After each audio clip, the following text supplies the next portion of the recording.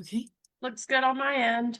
I got the little I don't know what you want to call it. I don't know It what to call it. says okay up there. Yeah. It says we're all so apparently we are live for season 2, episode 9 of Living in the Texas Hill Country. See, Carly, I didn't even have to ask you before we got started what episode we were on. I I'm was glad on you knew it. because I did not. I am on it today, guys. But yeah, so welcome today.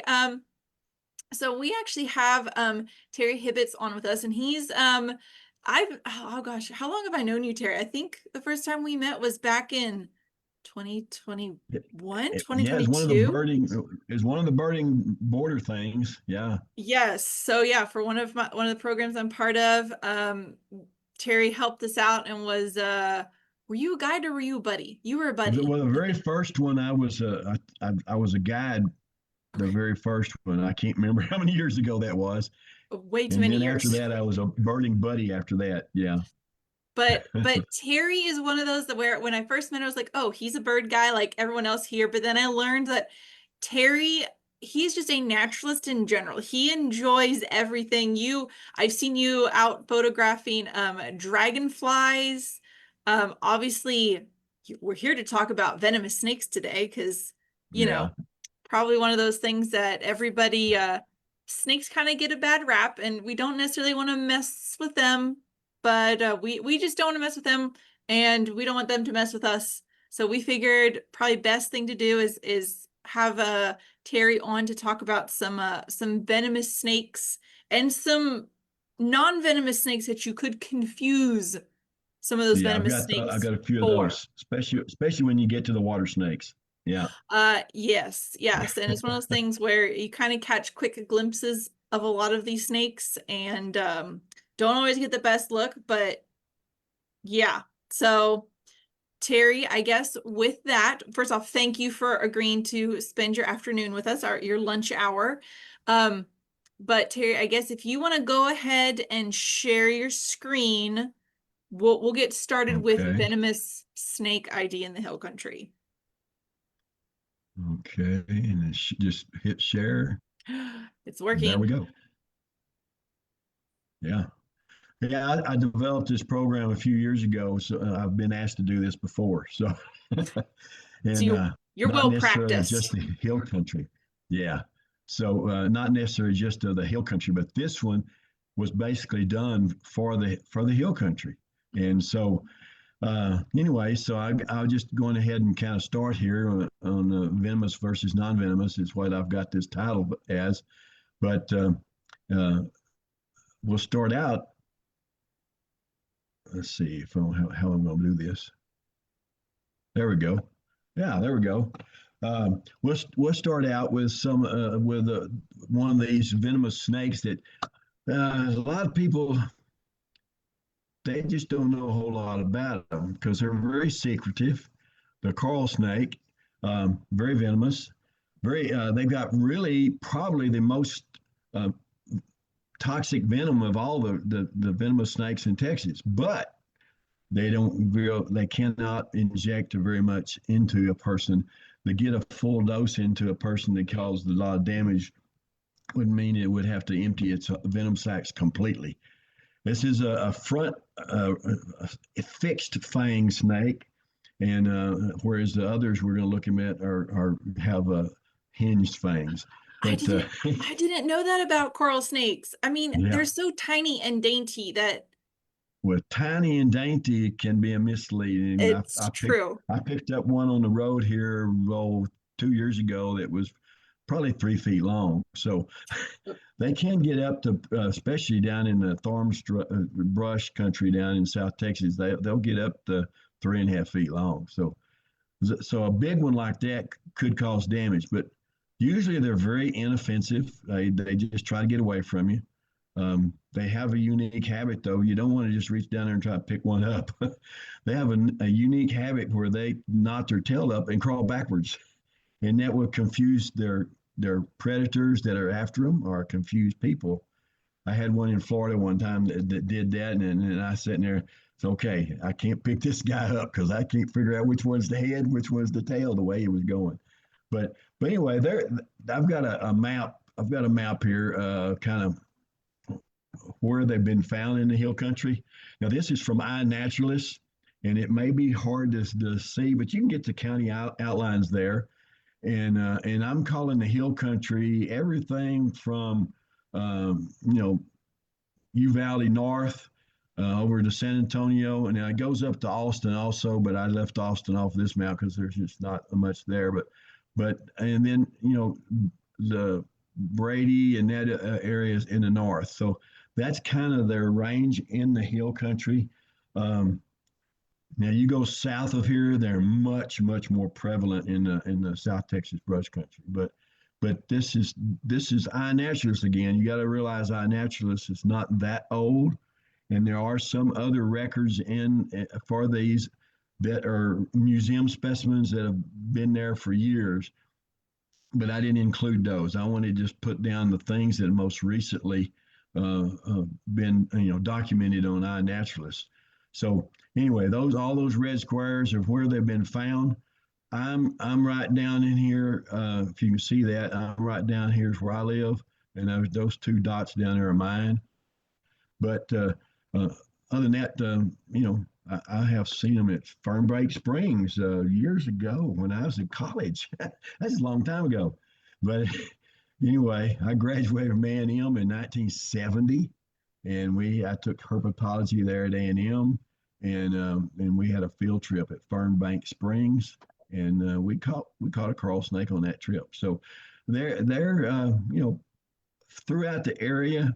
But anyway, if you have a question, anything, stop me anytime. I was gonna say, so it seems like coral snakes are more of like a that's what I'm looking for. More of a drier type Yeah, climate. you don't. Yeah, they don't. You don't see them really up and down the creeks as much as you do in thick brush or timbered areas that are they're not soaking in water like that you'd think about. And in East Texas, they're found in up and down highway right of ways, or found up and down telephone electrical line right of ways. Me and some of my buddies, when we were in college, we got 7 of them one day. They were all coming out and looking for mates, and so anyway. But they're really a neat snake, and and they're very inoffensive, unless you try to pick one up, and you don't want to do that. All right, let's see. Here's the animal that is most confused with. There's a milk snake that's found in throughout the eastern half of the state and down into out in West Texas, and then down into the brush country. And the milk snake, we always have the rhyme. What's the rhyme? Y'all got that rhyme? The red on black, friend to Jack, red on yellow, kill a fellow. That's the one I know. I don't know if there's other ones. Okay, so see, the thing is, milk snakes aren't really that yellow, No. but No. but you got the yellow between the black, and on the coral snake, the red and yellow touch. So that is one of the biggest differences there. Now that only applies to the United States, by the way. Oh, There are coral snakes in the tropics they don't fit that pattern. that the is good head- to know. Not yeah. that I was ever going to go to the tropics, go searching for these guys on purpose, but that is very good to know. Yeah. But you look at the head on these things. The head, coral snake head is more blunt shaped. It's not as pointed as the milk snake. A milk snake is actually a type of king snake, and they eat other snakes and lizards and mice and whatever. Coral snakes are primarily lizard and snake eaters too. But anyway, but that's the first one I've got on my list, and don't get real confused with them up here, but some people do. I have had people contact me and say, I've got a coral snake, and it's a milk snake. So yeah, or vice versa. They've got a coral snake. Is that a milk snake? No, it's a coral snake. No. Don't be picking it up. But anyway, If you got a question, holler now. I was gonna say, well, and the thing is with the coral snakes, I think is they don't fit the normal, like one of the things you learn about with venomous snakes is they have that like triangular shaped head because they have those Yeah, like they don't the fit that mold at all. Yeah, Mhm. they get kind of a blunt head, and the fangs are real sharp, and they if I can remember correctly, a full dose can do some damage to a adult person of about 150-pound person or so. It could kill somebody, but like I said, very rarely can it put a full dose into you, and it's very hard because they have to bite and kind I of chew was down on I you was gonna to say, get the. I mean they're a little bit smaller, so it's hard for them to get a real good purchase on something like Yeah, an adult. I'm assuming that's why it's hard for them to get a full dose yeah. You get a of big venom. one, he could bite you between in your fingers and your hand and so forth. But I have never heard of anybody that personally that I've dealt with that's gotten bit by one. So most of the guys I deal with, they know better. They're not going to pick it up, and so, some people will tell them that they will pick them up by the tail. But no, not me.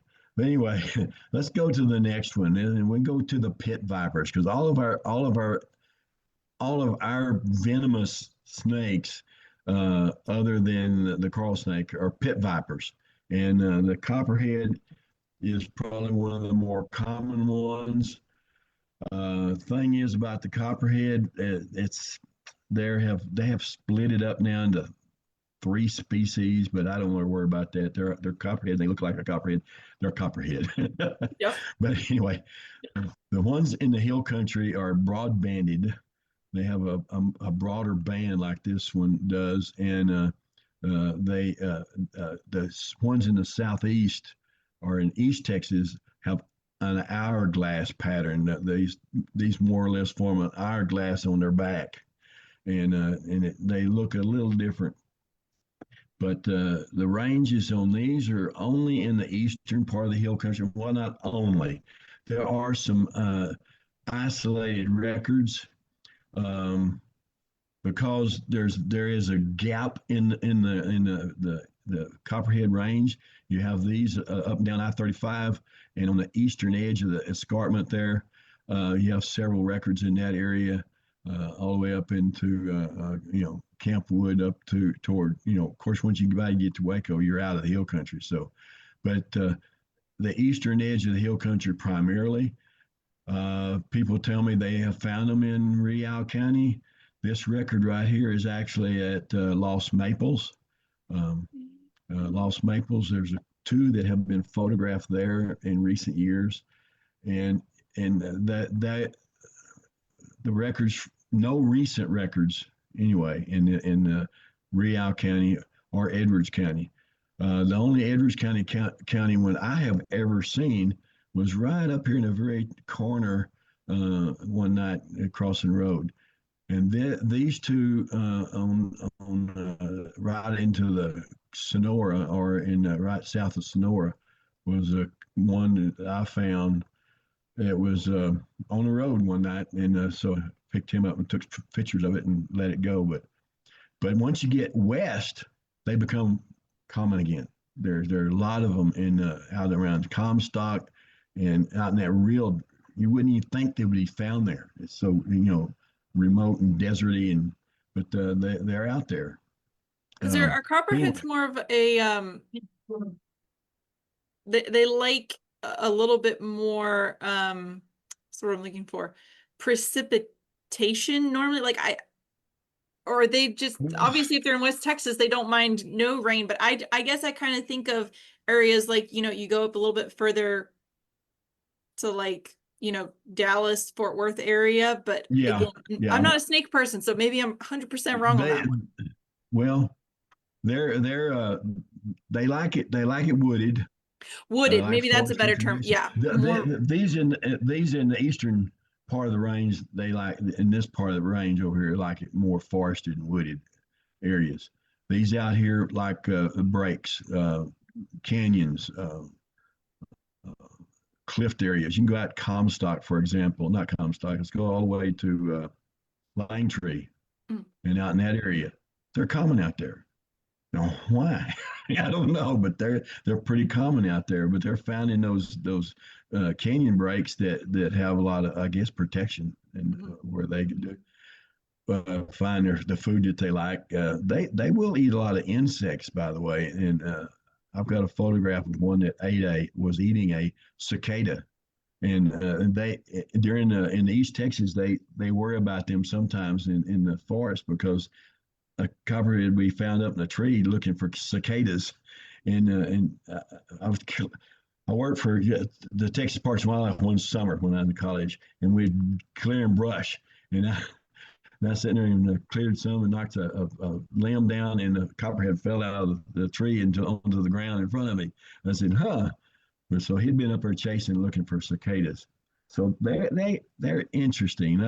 Let's look at see what some of the features are um, of a pit viper itself. Um, you see the eye. The eye's elliptical. You know, sometimes call that cat eye or whatever, but it's elliptical pupils. Now the coral snake has round pupils. So, but he's not a pit viper. The pit is located between the eye and the nostril, and that pit is a heat sensitive pit that picks up heat, and this enables them to detect rodents and warm-blooded prey like birds, and pick that scent up, and then that can direct their strike right at that heat. And it's kind of an interesting tool that the pit vipers have. But anyway, that's the copperhead, and got a question on copperhead, just holler. But I was gonna say, um, I think the there, funny thing with a lot of pit vipers is they just look angry. Like I guess it's that modified well, scale that's on that. top of their eye. It just looks like they're just like scowling at you and judging you Yeah, when they look at you. there's the shape of the head and the way it's kind of flat on top up here, and it forms this little eyebrow kind of over the eye, and yeah, it Yes, yes. makes them look like they're mean or mad or whatever all the time. But and they are pretty aggressive. If you get one cornered, he'll strike repeatedly at you. So they're not uh, shy. My oldest son got bit by one several years ago, and he said he regretted to going to the hospital because he was out in West Texas, and he went to Alpine. He was at Black Gap, and they Mm. were and he was going to Alpine, so they met halfway and picked him up and took him in, and they didn't have any antivenin for copperhead bite, so they just watched him overnight. And Oh, he said that was the worst night he had ever had. They wouldn't let him sleep. But he said the bite was a pretty good bite, but it didn't affect him too much. I think he said his arm swelled up to his armpit area, and that's as far as it swelled. But they're they're not known for being lethal when they bite, unless they're bite a child or a youngster, and then they could be quite dangerous. and do Uh, copperheads normally have, because I know there's some snake species that they can have quite a bit of variation in their color depending upon where they're located. yeah, the ones out west, the west of the or on the escarpment west are darker, and they have this more of a color pattern. The ones in the southeast are real pale. They're not as the pattern's not as distinctly differentiated. This background pattern here, it's just a little bit darker than that, and the bands are, and not as dark as they are here Okay. in this But part of the state. but generally sort of they keep that same, like, I don't know which, Yeah, orangish brownish color. the It just basic, yeah. gets more intense depending upon It's where just yeah, it's you're more at. intense on the hill country west. Okay. And when you get out in the Big Bend country, it's even more intensified color variation, but out in the Big Bend country. Gotcha. Even though some of those out there in the Big Bend country have a little horseshoe on each of these bands too, which makes them a bit unique for out there. But anyway, about their like I said, they're lethal. They're not as dangerous as some of these others are that we're fixing to come to. But anyway, that's the copperhead. There's not really a tremendous number of snakes that you can mix up with the copperhead. Hmm. They all they're so distinct, but a lot of people think baby copperheads have no pattern. Well, they do, and I'll show you something in a minute that kind of will show you that a little bit. But anyway, that's the copperhead. Um, let's go to the next one here.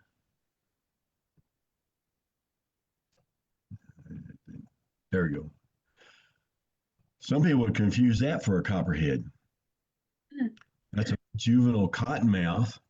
The cottonmouth is when they're young, they're patterned very much like a copperhead. They have a little bit more breakup in their pattern, but and they have a little bit different head pattern, but they do have that. And it's interesting. This one I didn't get the tail really well. Over here on the left hand side of the photograph, that is a tail, and it's kind of a lime green color. You got a suggestion for that? Why? This is supposed to imitate something. Yes. A juvenile like this will take that tail and stick it up in the air and kind of weave it around, and it'll attract like a toad or a frog or maybe a mouse or whatever. In that way, then he can grab him. But the baby copperheads have that color of the tail also. But as the copperhead, I mean, as the cottonmouth matures, I went the wrong way. There we go. As the cottonmouth matures, they can be all the way black like this one, or you can still see some pattern, juvenile pattern mixed in with that black. This is the extreme. Sometimes you'll see them in between that juvenile pattern and this pattern.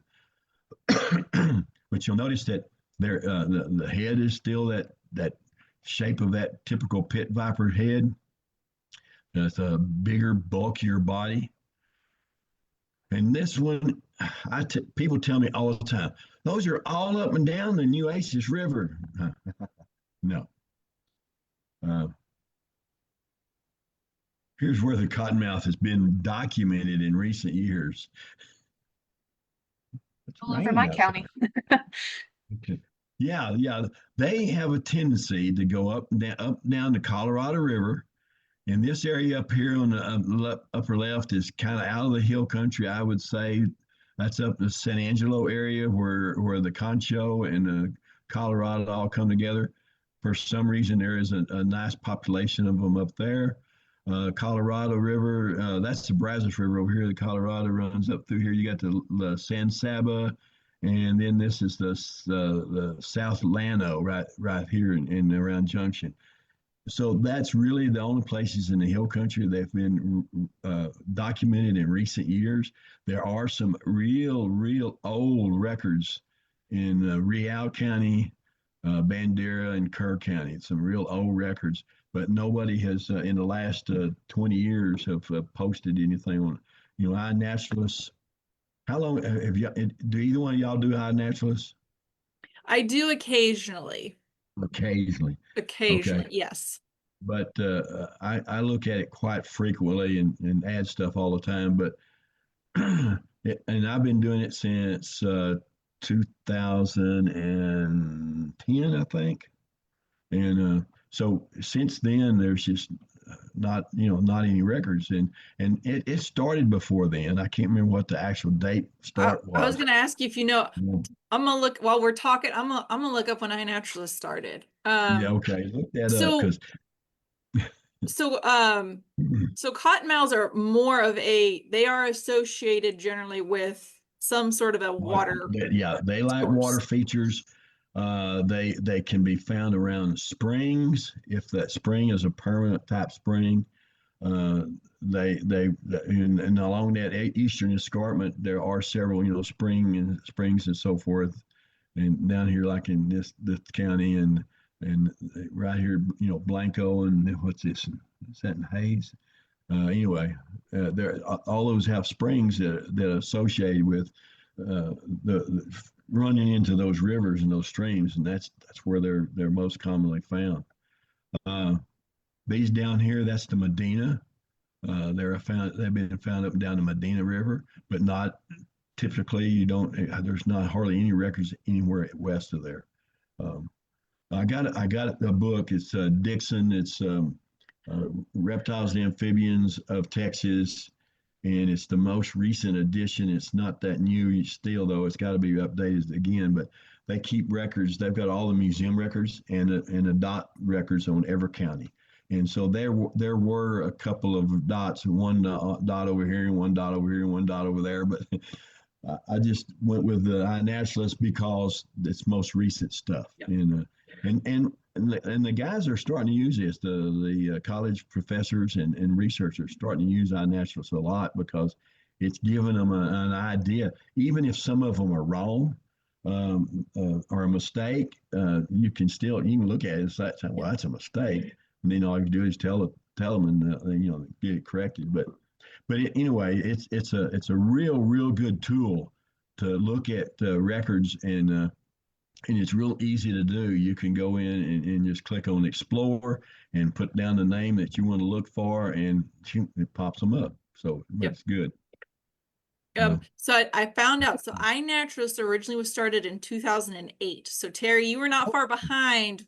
Or mine, yeah. whenever they launched their website, and now they have got a phone app. So I mean, you can. Oh yeah, take it everywhere with you.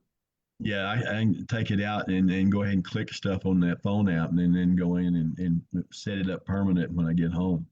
But yeah, iNaturalist is a good tool. That's one reason the Texas Master Naturalists teach one of their courses is dealing with iNaturalist because it is a real good tool. There's like 300 or 400 million documentations around the world now, and this is worldwide. It's massive. I've got a guy coming in next week that's from Australia, and he found me on iNaturalist, and he wants to come over here and search for dragonflies. So he's coming in next week. He found his man. Well, found somebody that in the area that he wants to go to. So anyway, it's kind of interesting though with that, and so I just wanted to let you know the herpetology classes like at A&M and at University of Texas. I don't know if they're still doing it or not, but they started having contests because they don't ask the students to preserve stuff anymore unless they find something dead or something. Because they used to go out there and make all these big collections and bring them all in and preserve them. So they said, that's not really good thing to do. So now they do a contest on iNaturalist, and whichever team wins, then they get the bragging rights for that year. But I think University of Texas has won a few times, and A&M's won a few times. But that's how they get they get some of their points that way, is by who can get the most documentation on iNaturalist. I think they call it is it a BioBlitz? Is that what they call it? Well, yeah, but this one there is a project in there called the Herps of Texas, and it's a big project. And so anybody that finds a reptile and amphibian in the state, you can document it, and it automatically goes into that project. So that's another thing that they do is they have these various projects that you can put your specimens in there. So it's like doing a collection.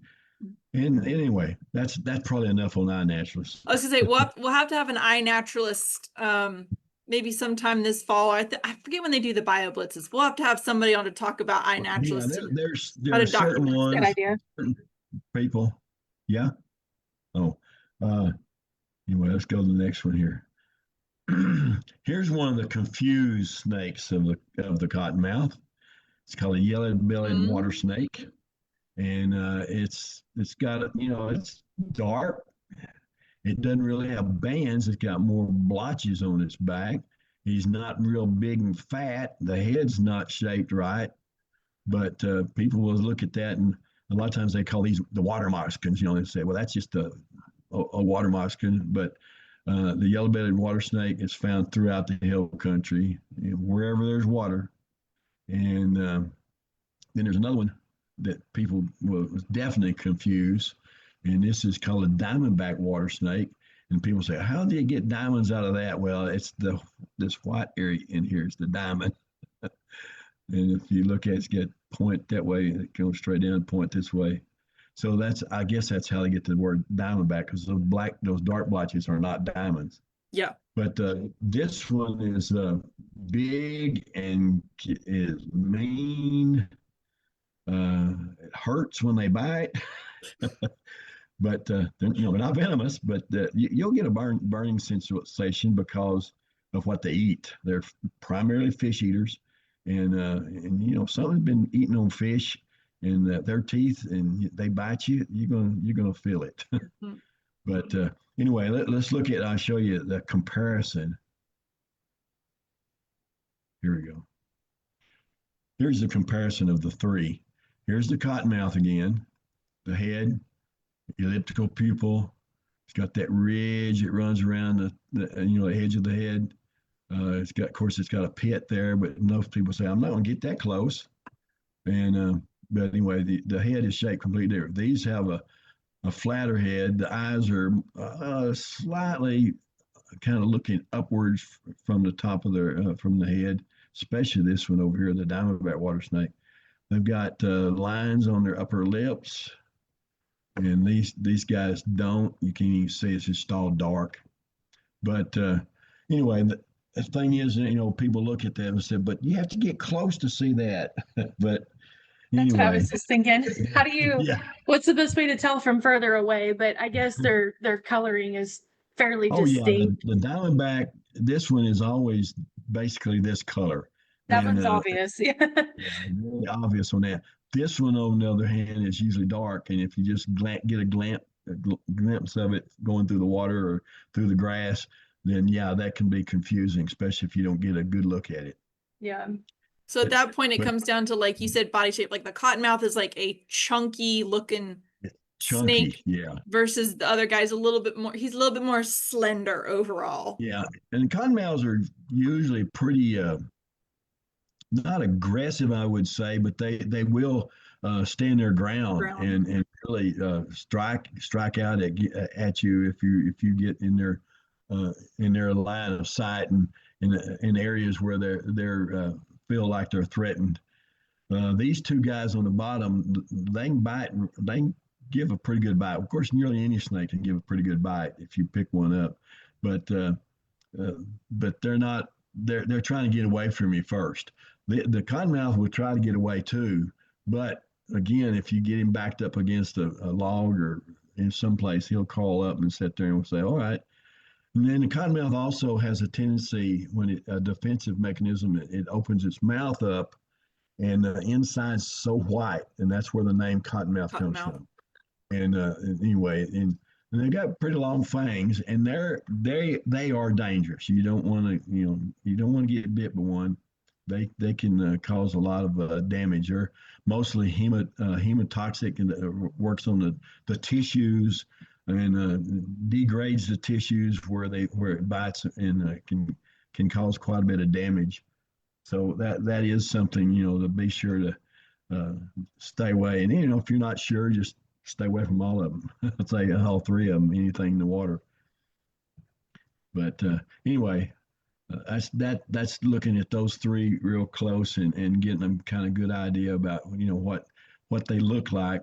And of course, if you can get close enough and see that eye, those got those round pupils. That's very obvious. And the thing, there is a little bit of darkness there, but if you look close, you can see that it's just a slit. It's like a cat eye slit. And so do all three of these guys you had mentioned, can you find them all kind of swimming in the water? Or will some of them just kind of hang out on the bank versus The two water snakes are found in almost every stream in the state. They're found in all the rivers and the streams and the creeks, as long as there's permanent water. This one up here likes more specific type of areas, more of a backwater area. You think of cypress knees and all this stuff, that kind of habitat, where these guys are found all over. You can go to Lost Maples, and when you see the snakes swimming up and down the creek in Lost and what's that? Sabinal River, the Sabinal, you'll usually see these Probably guys those down there. guys. Yeah. There's not any recent records in the Lost Maples on the cottonmouth, but but anyway, people around here would tell me, oh, they're all over the place. You just Cottonmouths got are to get a little everywhere. bit closer. Just get a little bit closer and find out that it's not what you think it is. Yeah, right. Yeah. All right. How about some rattlesnakes now? Oh, yes. I think what everyone thinks about when they think venomous snake is rattlesnake. You're right. They think of the rattlesnakes. Mhm. There's our big guy. No, Western Diamondback. I didn't put an iNaturalist report on him because they're found in every county in the area. But I've been here now for 21 years. I've never seen one on my property. I've seen one live one on the road going into town and one dead one in 21 years. And that people say, that's their case. We don't see Diamondbacks in this area as much, and they've got all kinds of theories on this, on their ideas on why. But some of them say, well, it's because of the pigs, or some of them, I don't know. I just think that they in the Edwards Plateau and the hill country, they're just not quite as common as they are once you go like south of Uvalde. Mhm. When you get down to that brush country, then they're much more abundant. They like a little bit But more open. yeah, Open, there are some dry. that you still find these around. I had a friend that lives on top between here and Lakey. He had one in his pump house. And see, I had another guy that had one crawl across his yard. So they are here. It's just that you just don't see them. There's so much cover and so many rock crevices and areas for them to hide. And again, maybe the pigs have done some work on them. I don't know, but they're the big guy, the bad guy. They put out the most venom per drop than any other venomous snake we have. Um, I can't remember all my figures. All I know is it used to be that said it would only take about 150 milligrams of venom to kill you. Well, they can inject like 3 times that. Yeah. And so that makes them really, really more dangerous than any other rattlesnake we have. There is another rattlesnake out west. It's called Mojave that has got the venom is more deadly than the diamondback, but fewer people see those. Yep. But anyway, the diamondback, I just can't remember much more about them. I've never been bit by one. I was stupid when I was younger, pinned them behind the head and pick them up, but I don't do that anymore. But they are they're quite dangerous and they will hold their ground. I know I found them on the road between Laguna and Bracketville. That area, stretch of road, they're pretty common on that road. But I had an experience with them when I was younger. Had a deer lease around Coleman, and I was out searching one day, scouting areas, and it wasn't in deer season. I was just out scouting, and all of a sudden I heard a buzz right beside me, and I looked down, and there's a diamondback called up, right down, right within 2 feet of my foot, and I sat there and started looking around. I said, well, I better step it. Well, no, there's another one over there. And I looked over and there was another one over there. I'd walked into a den. I was right into the middle of that den. So I had to start looking real close. And some of them slid on off into the den, the rock itself where they were hiding in. And I backed out of there. But that was an experience being able to, walk right into the middle of a den of them. And And you so hear it just, I stories mean, about that. these guys are pretty like compared to like a cottonmouth, like fairly mild mannered. Like they're They'll rather kind of hide, and their coloration is so cryptic that it blends in a lot with the background. And see, I was at Crosbyton. There's a roadside park, the neatest roadside park I think in Texas. Before you go into Lubbock, there's a roadside park. There's a rest area that has a trail that goes down to the creek below the rest area. It's been a fantastic birding spot, dragonfly spot. When I was down there one day about 2 years ago, and there was the trail. I walked them down a trail, and then there was another trail, but it was all grown up. I took 2 steps in that trail, and you hear that buzz, you hear that rattle, and I started looking. Oh, there he is. Well, and I had shorts on. I said, well, I'm not going through that tall grass. But I backed up and took some pictures of it, and went the other way. But they will, they'll sit there and wait, but their ability to track and find prey is amazing. They have an amazing ability with that sense, that heat sense in their mouth. And then two, on that pit, but two, when they strike, they don't have to see what they're striking at. They sense it by the heat, and they open that mouth up to strike at something. The sense organs are right inside that mouth, and they can just direct it right to where they want to go to grab whatever they're trying to get. But there was a guy that did research on them up in Colorado, and he said you could let those guys in a area and let her run a mouse through there, and it would know exactly where that mouse was, and without even seeing it. So their ability to as a predator is pretty phenomenal. You got to And are watch out for they, them. Yes, yeah. ma'am. Are they pretty, I mean, of course, not all of them are going to do the exact same thing, but are they pretty good about giving a warning? I mean, they've got the rattle to warn. But is it very common that, like your story that you Well, shared, you're standing right next to one and it doesn't rattle before it strikes? it depends. It could be asleep. They can't Fair. close their eyes, but they still can sleep. And That's if he's fair. asleep, yeah, if he's asleep, he might not notice you right away, and so he might not rattle right away. But Or if it's but cold, they're a little bit yeah, more Oh, if it's yeah. cool, sluggish to the punch. Slower to, but you got to think about it too. Nearly all snakes vibrate their tail. Bull snakes, they'll vibrate that tail. And rat snakes, they'll vibrate that tail. When they get excited, they'll vibrate that tail. And sometimes if it's in the leaves, you hear it. So is that a rattlesnake? But it might not be. It might be a rat snake just saying, I'm nervous, leave me alone. All right. Of course, again, like I said, diamondbacks are been found in every county, and even recent times.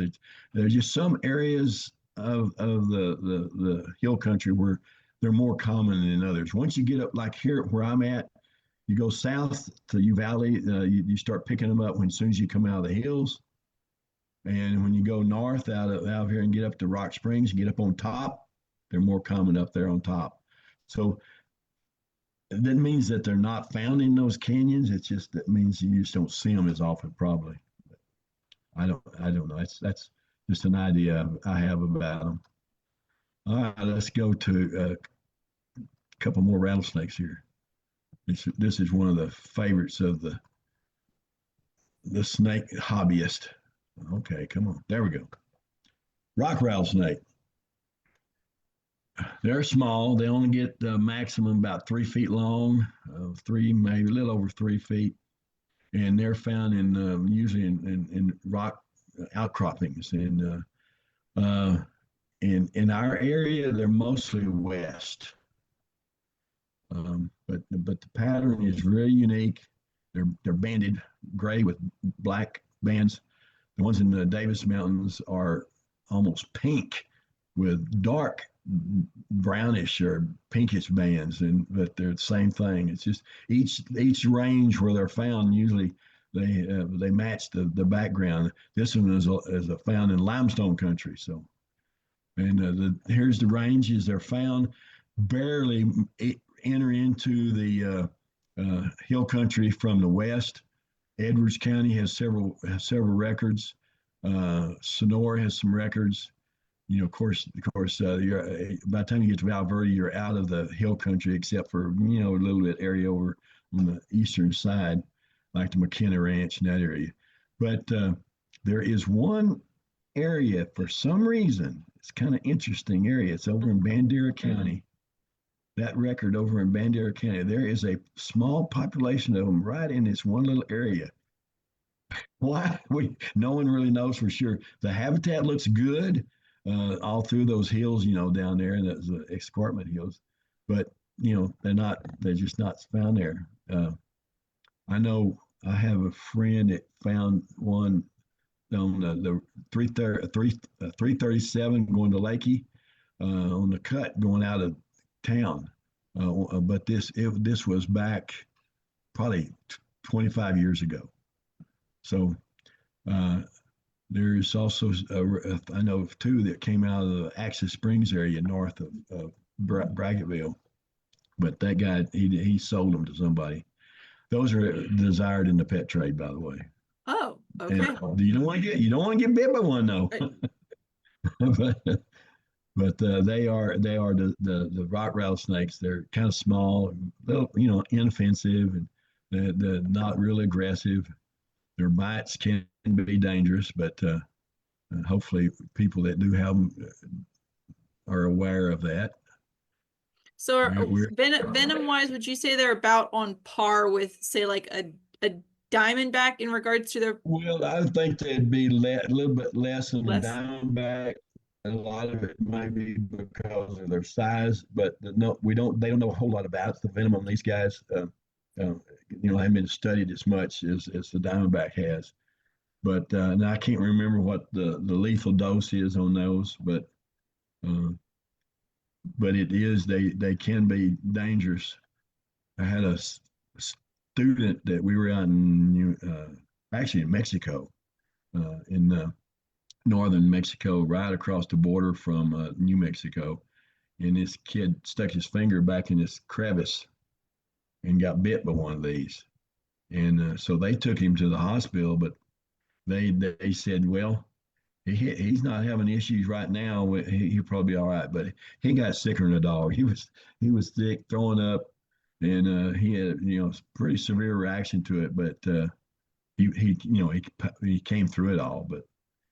But their bite can be quite dangerous. All right, the next rattlesnake on here.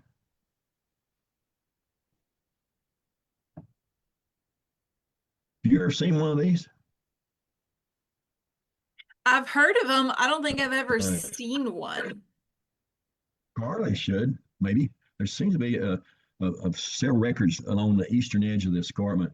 The blacktail rattlesnake, um, they get 4 feet long. They're pretty good size.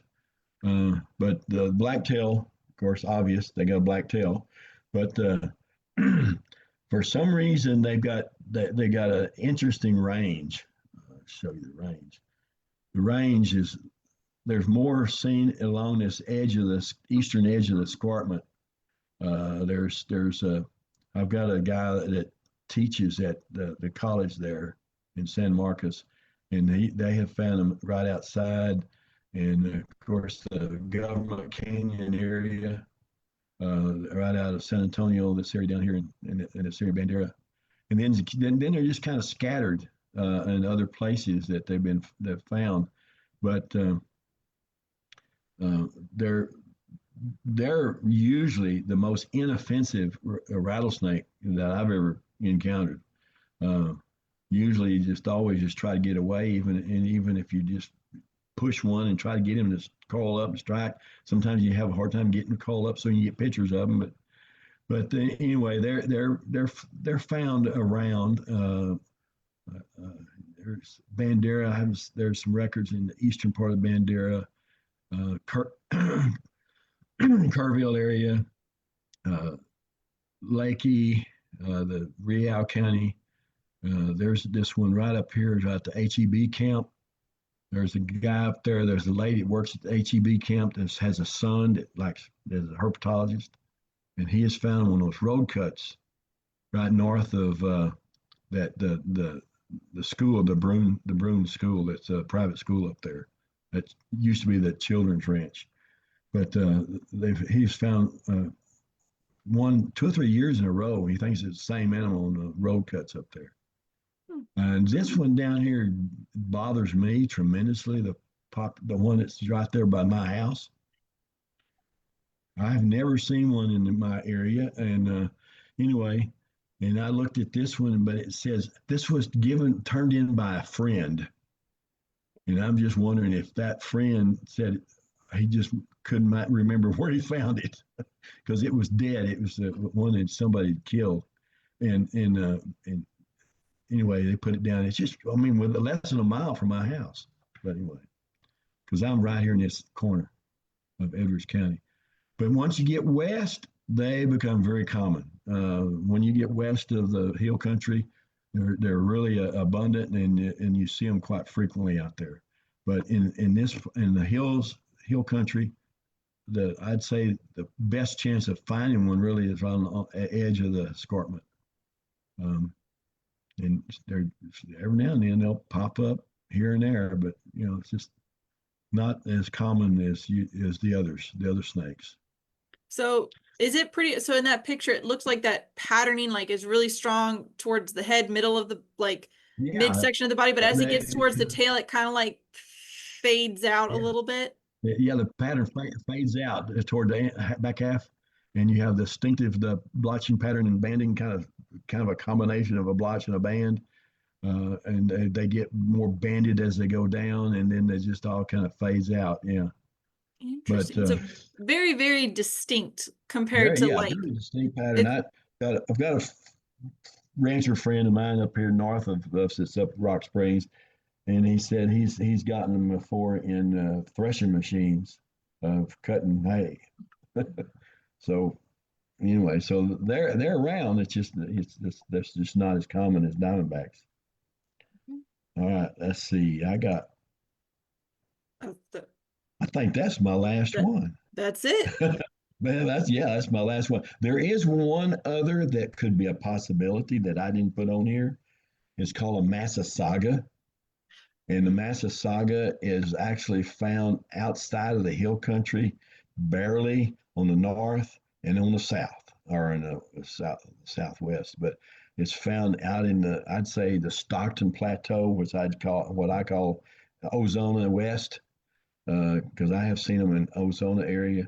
But the Massasauga is a type of pygmy rattlesnake, and and I'm sorry I didn't put one on here, but they've never been found in the Edwards Plateau or the hill country at all. So this doesn't Where, have that. They like kind of grasslands, and especially if you got any grasslands that have potholes or uh, places that seem to hold a little bit moisture. gotcha. But Well, we're gonna give everyone a homework assignment to okay, look up those guys and yeah, learn a little bit about them. Though you said they were not super common, but in case they see them, yeah, now that's right, now they know what they look like. But right. Yeah, well, these are the ones. Now, believe it or not, they have just come up with some ideas, or not ideas, but some information about some of our other what we call non-venomous snakes. There are a handful of them that actually do have a venom, but it's they can't hurt anybody. I They, was gonna they're say, yeah, they're they're prey specific, just like there's the common garter snake. okay. People have been bit, and they always wonder why in the world does it burn when they bite you, and It's stuff. Well, they've got a little bit stuff in their saliva there that Something there.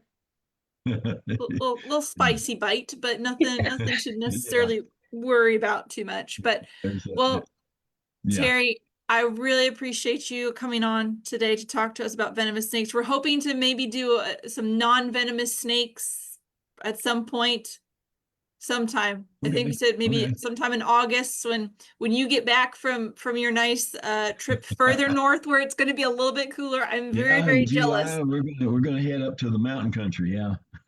I don't think Carly or I or anyone else watching blames you, because it's officially, I feel like summer has officially arrived. What gets me right now is the humidity. It's not supposed to be that humid here. No, it's not. It's not, but we can't, it's one of those things where you can't necessarily complain too much because we've gotten a little bit more rain than we normally do at this time of Yeah, year. So we're very grateful for that. But yeah, like I said, right. Terry, thank you so much for spending your lunch hour teaching us about some venomous snakes. So hopefully everyone watching can at least feel a little bit more comfortable in their snake ID. But we hope everyone has an absolutely great rest of your Wednesday. I believe next week, Carly, we have We have a DART agent, Kevin. We have two Kevins. It's Kevin Hogenauer, if I'm saying his name right. He's going to be talking about wildfire preparedness and any other kind of disaster preparedness, but mainly wildfire. All right. Well, everyone, thanks y'all for watching today. And we will see y'all next week. Bye, everyone. All right. Yeah. Nice to Thank meet you you. for Thank inviting you. me. Thank you for inviting me.